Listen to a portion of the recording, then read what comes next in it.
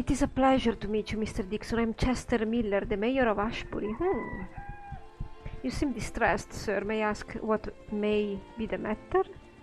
A planning meeting is being held to discuss the building of a monument to Lord Bettington, the greatest man ever to come out of Ashbury. We are very particular folk around here. If we do something, we try to do it right. Alright. The problem is that everyone is arguing with each other about what to do. As mayor, I have to find a solution that pleases everybody. It is impossible. Yeah. I was just then in negotiation with Caladon and Tarant, and I know it's difficult stuff. Mr. Dixon, really. Please continue. I am always fascinated with local politics and fascinating with destroying them. Some people wanted a monument in the center of town, others want it near the entrance, and nobody knows how we will pay for it. Furthermore, there aren't any local craftsmen up to the task of building the darn thing if we could pay. Really? That's unfortunate. What could I do to help? You know, talking with you just now has given me an idea, really. Yes, if you could talk to the crowd, you know, draw them out while I take notes. Being an outsider, you could suggest things that I would never dare. If it works out and you can get them to agree to something, well then I'm the mayor and you were working for me. If it doesn't work out, well, I can always say that you were obviously misinformed. Well, you seems to be better than Willowsby at your job.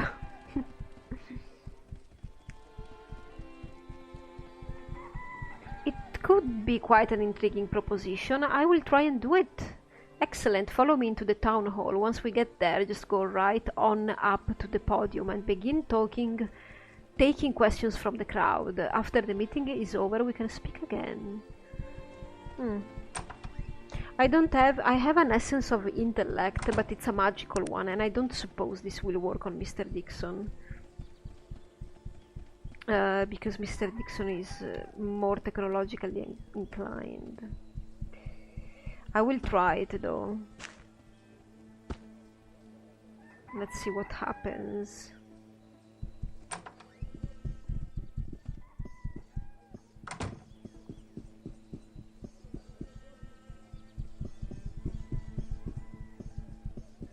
Why should we build the monument in the first place? That's what I want to know. Can you give us one good reason why we should build this thing?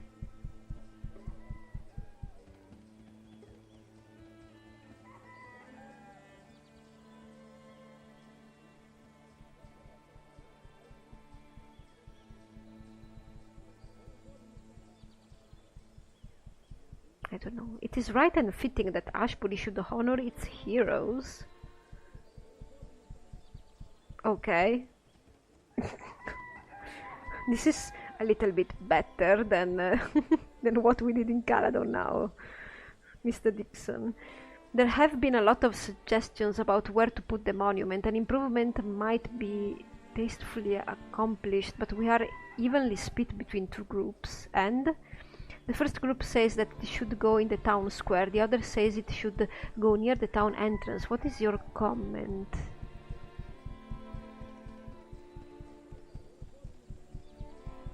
Conduct a design contest and vote for the best design.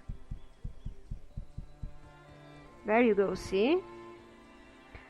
And where do you propose that we get the money? How can the people of Ashbury afford such a luxury? I ask you for your proposal. I ask you for your proposal, yes.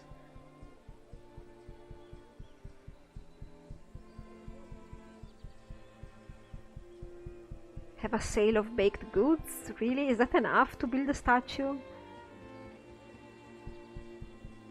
Well, the ladies... That's how they do it in Mr. Dixon Village, usually. Yeah. The ladies' auxiliary could have a sale of baked goods.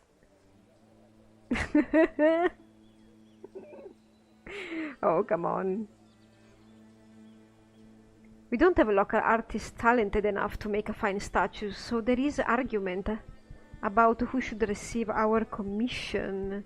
If we cannot agree on the sculptures, then the project cannot proceed. Who would you recommend? I mean, Mr. Dixon is such a provincial guy.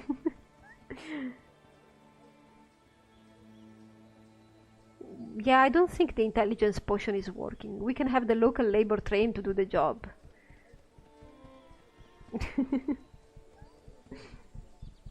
Well, why not? Then you keep it. Since the monument is going to be displayed outside, what materials do you suggest using? What kind of statues should we build?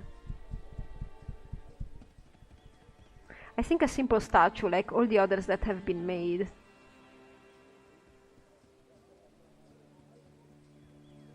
We wish to honor Ashbury's greatest son, Oliver Bettington, with our monument. However, there is no agreement for the epitaph.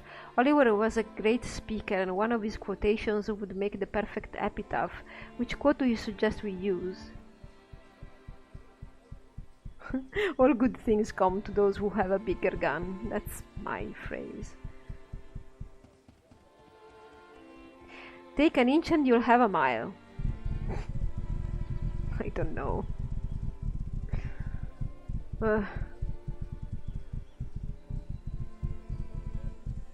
This works very well if you have a high intelligence, or if I had a potion of intelligence, an elixir of intelligence, but for tech people and not a magical one, I think. Well, you have made a fine mess of it. They will never build a monument now, and I am a laughing stock in my own town. I'll never live down this fiasco. Good day to you, sir. Oh well. Amen. Yeah, you need more intelligence to do that, because you need more options, and if you have more intelligence, those options will appear.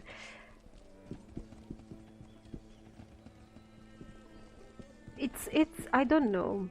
I think it's right that your persuasion might be tied to your intelligence, because you can be persuasive so much until you need actual intelligence to, you know, formulate persuasion options. So I think it's alright. I'm fine with it. So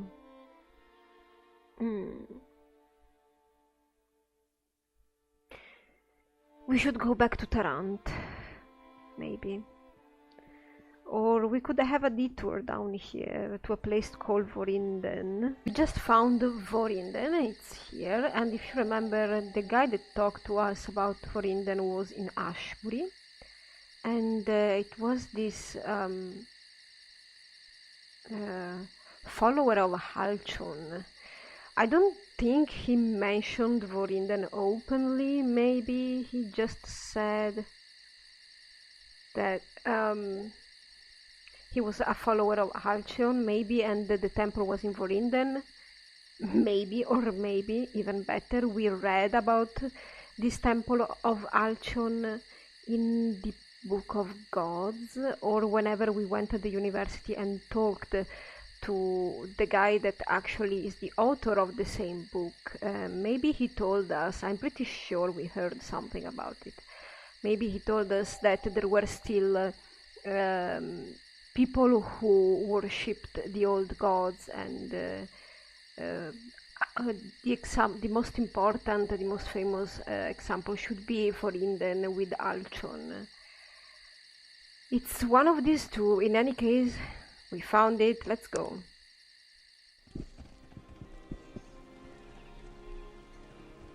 Okay, this is a small little village. Priest of the Order of Halchon. Who are you? It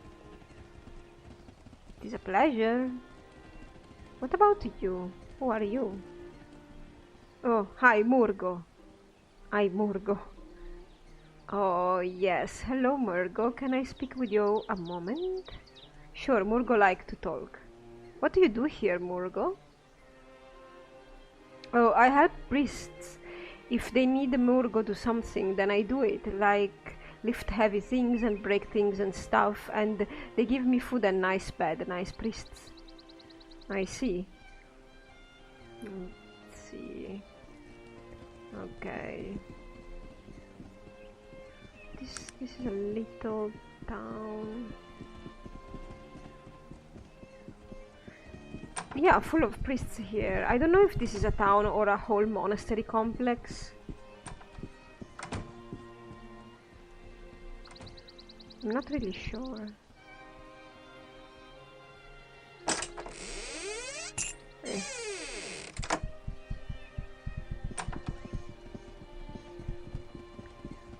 They have some farmland.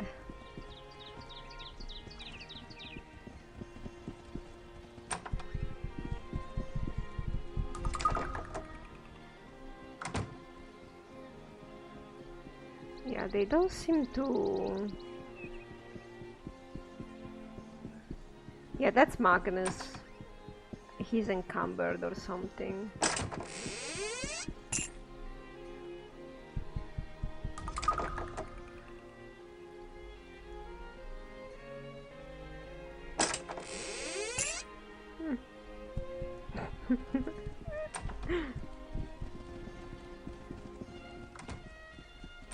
I think because he still has the oh, this is the temple then.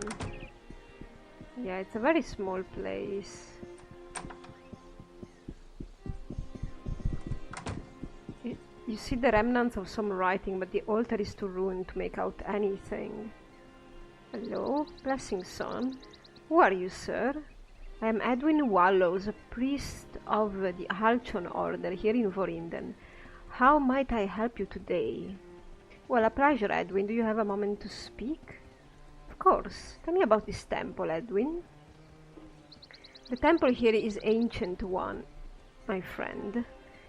It is for the god Halchon. You see, long ago there were many gods, and each god represented a particular virtue. A man chose his gods carefully. Religion was a very serious thing. All of the gods were created by the All-Father, who ruled over them and saw that none were more important or more powerful than the others. The balance between gods was well maintained, and no one religion was more powerful than other. What happened then? Oh, I suppose it's just the way of things to change. The Panari religion came around, speaking of Nasruddin and his wisdom. The religion was much easier and much more forgiving. The old gods are not that way, and though their voice is faint, you can still hear them, and they still hear those who call to them. We of the Halchon order still worship the god Halchon. So, what about Halchon? The god Halchon is the god of truth. We worship him by looking at ourselves and discovering the truth within. We remove anything that is in conflict with that inner truth. Truth is different for every man. Halchon only asks that every man be honest with himself when seeking it. Then and only then can a man's inner Halchon emerge.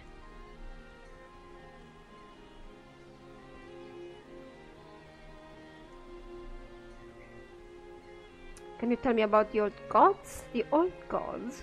There were many of them, although the names of most of them have been lost to history. I know a few of them. Shakar was the god of war, Gishtiana was the goddess of love, Bolo the god of thieves. Few people know anything at all about these things. But I've heard there is a man at the University of Tarant who studies the old gods. He might know more. Yeah, I think he's the one who talked to me about this place. Can we make an offering to Halchon?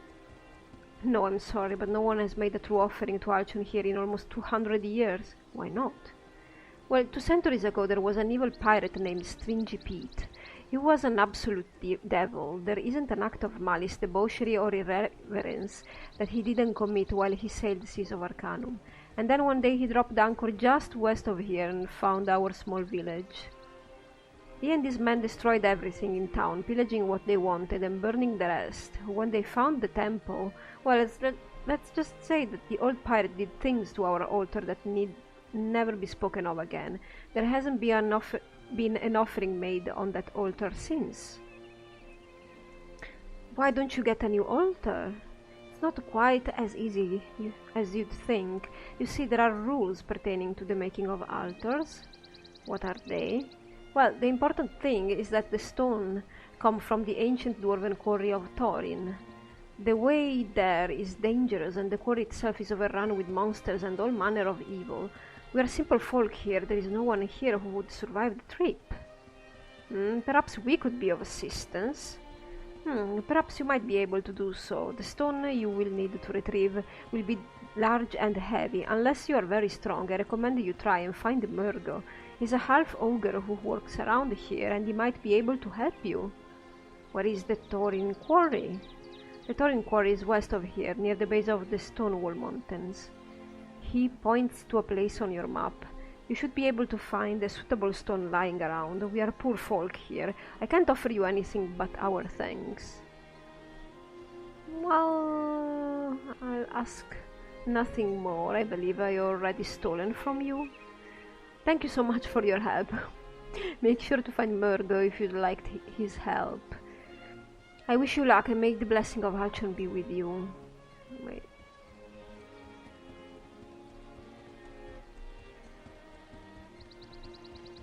I think we exhausted the dialogue with him. So let's pick up Murgo. We probably need him just because our inventories are extremely cluttered. Murgo, come on. I spoke with Mr. Wallows. He said you might be available to help us. If Mr. Wallows say okay, then maybe I'll help you. What you need help with? I need you to carry something for us. Oh, okay, I think I understand. So you'll join me? Okay, I'll help you, but we need to go there right away. I have to come back here and help the priests again. Yeah, you have to go with him directly there and then come back. He won't take anything else. Okay, we're going now then. Wait, is there something down here? No, really. It's about 2 houses and a temple. Fine. Okay, so we step through Tarant and we go towards Thorin Quarry. That the guy gently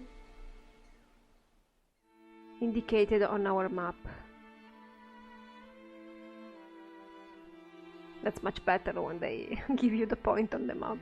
Because I'm cutting it, but sometimes when you have to find random places, you're just zigzagging in the map and killing things that are way under your level, and it's kinda boring. Sometimes you find nice, neat places, but it's better if you actually have a location. Die!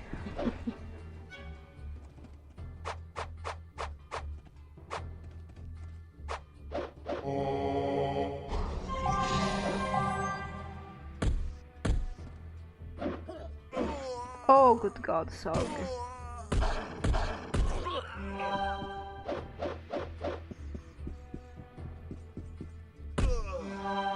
Thank you, Morgo. Okay, let's move from here, please, so I can loot them.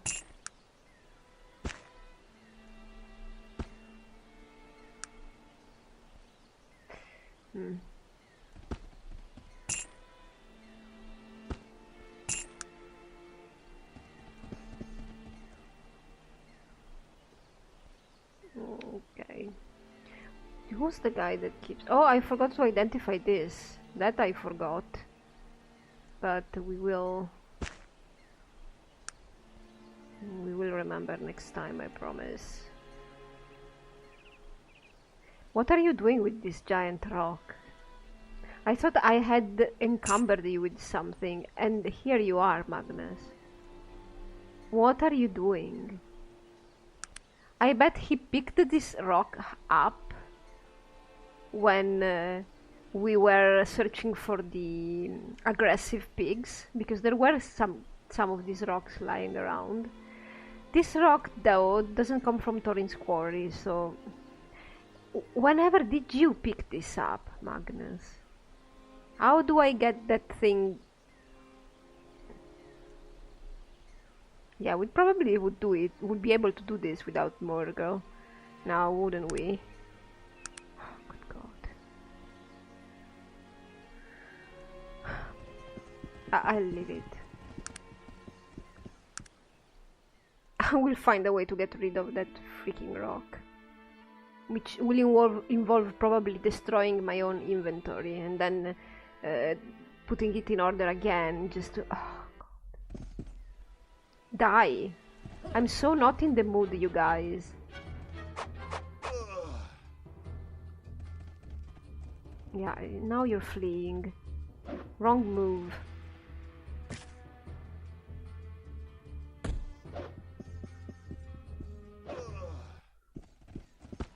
I mean, at least pretend to be competent.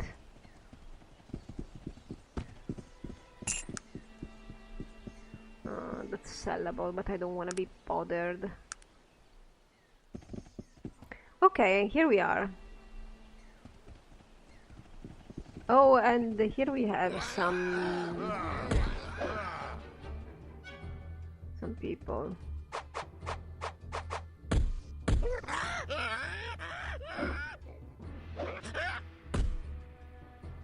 Sog, be mindful.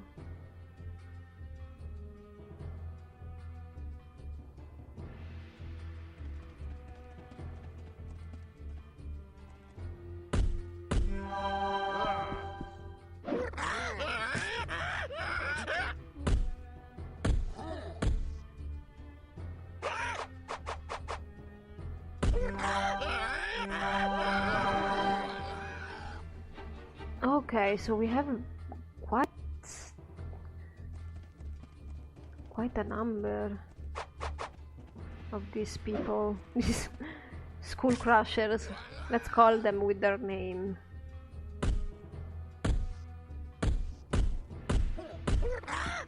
Look at Murgo going without any equipment at all.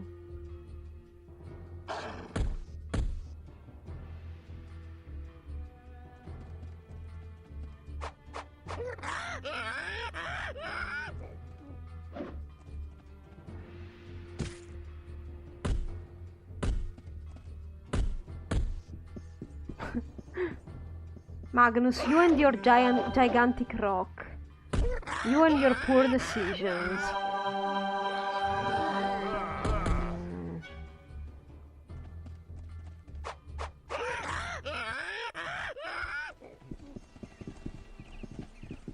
Okay. There's probably...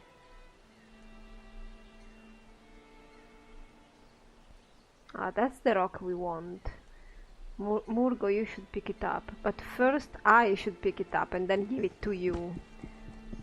Ah, an unidentified dagger. And an unidentified bow. And some... maybe an helmet for you, Sog. Maybe a decent helmet for you. You know what? You keep all this stuff for the moment being. Yeah, you put that on already.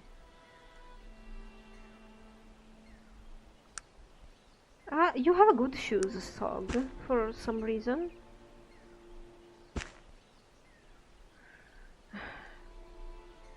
Magnus, I have no words, so I will spare you the pain of seeing me doing this.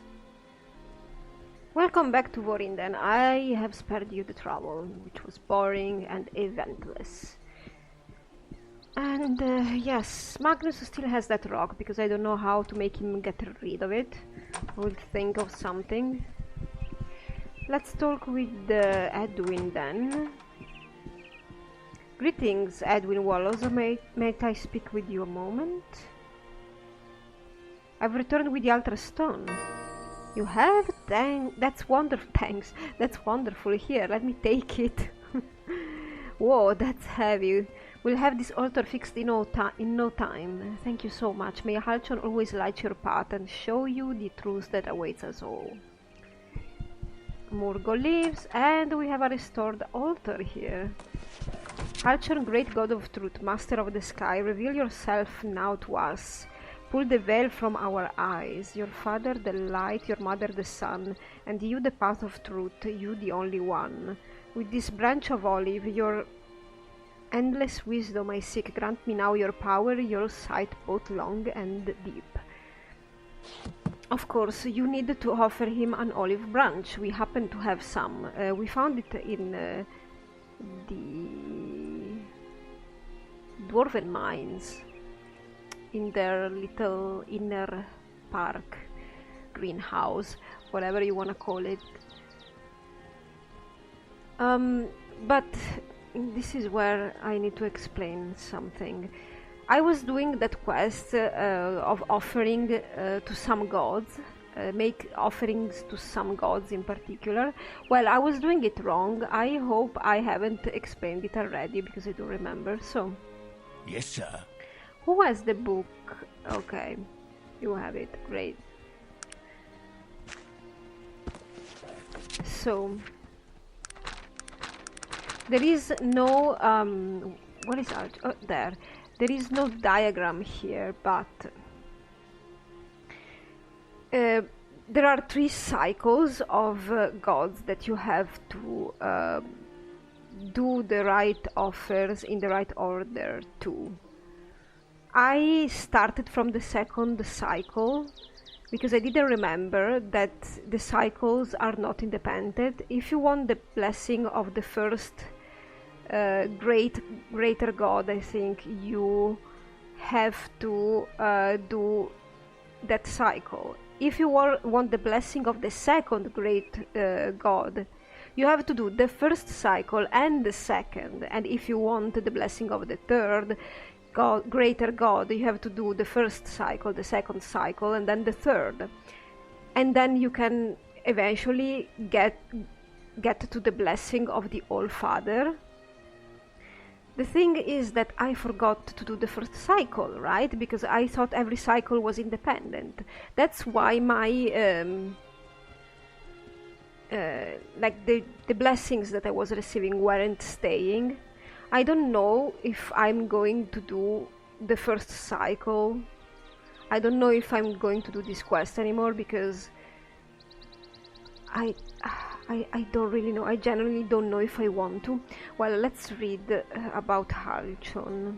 All of the pagan religions had a notion of ultimate good, and the god Halchon represents the good in all of them. He is best known as the god of truth and is the child of Helion, god of light and the sun. Halchon was said to shed light on all that was unknown and that was petty or evil. An order of Halchon priests still exists in Voorinden, a small village in the southwestern region of the Morbihan Plains. There you go. Offerings made to Halchon were always the branch of the olive tree, which are most difficult to find in light of the destruction of the Morbihan forest. What was expected of the offering was unknown. Okay, I think Halchon might be the first greater god, so he might be the end of the first cycle. And then I remember Morindel is the one I wanted, which is the head of the second cycle. And then we have Kaitan, the goddess of balance, that we found in the Gorgot Pass, and she should be the third cycle greater god. And then we have Valorian, the All-Father, so that's alright. I thought the cycles were independent, and I made a mistake, and I'm sorry. That was not a rightful information to give to you, but I forgot. I'll see what I will do with that. I will now be trying we are not going to Cree yet. I will be trying to get rid of that boulder. I'll let you know how that's going. Welcome back. We are at the inn in Ternholm, and I finally managed to get rid of Magnus' weight. He got rid of some weight, and I will explain quickly how I did it. I basically drank a lot of wine, because each bottle of wine you drink gives you 1 point strength. And I reached strength 12, I think, from 6. So I drank, I think, 6 bottles. I don't know if 1 point or 2 points. Nah. I don't remember. I don't remember. I just increased my strength so that I could take the boulder from him, and then I told all my party to wait in a corner, and then I deposited the boulder away from them in the map. I think we were near Razor's Point when we did this, because I remember there being a barrel full of a bottle of wine there, so I went there. Since I was there, I went around and tried to find this chest of gold that the underground in Caladon mentioned, but it's not in that shipwreck. Apparently I wasn't able to find it, so there might be another shipwreck somewhere near Caladon or near Razor Point. I'm not sure. I will investigate. We have 1 point because we leveled up with all the random fighting we did. And Sog has a new armor, a very good one that suits him, I have to say, Truth.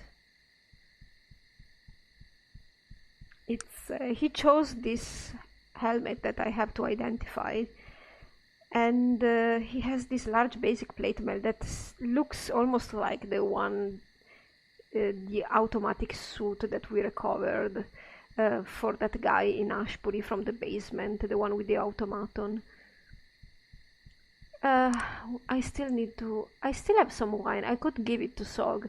If you want to give yourself wine, just put it in this bar. Anything, if you want to eat bread. It's not like that useful. If you want to eat bread or something, and then...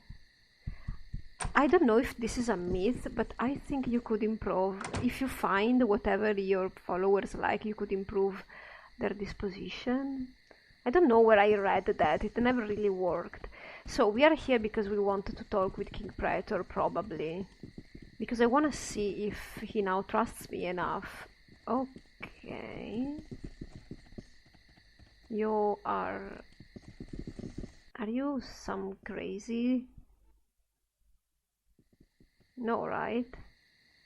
It's a guard that has forgot to dress. Maybe he's drunk, I have no idea. Never seen that before in this game. Might be a glitch. Let's see if something appears when I talk to him about Princess Aria. I'm curious about this. Splendid, you've returned. But he never gave me the quest. So I've noticed that when I reached the Razor... He was probably the one that gives you the location of Razor Point. So I did the quest in the wrong order. I don't remember him having given us the quest at all.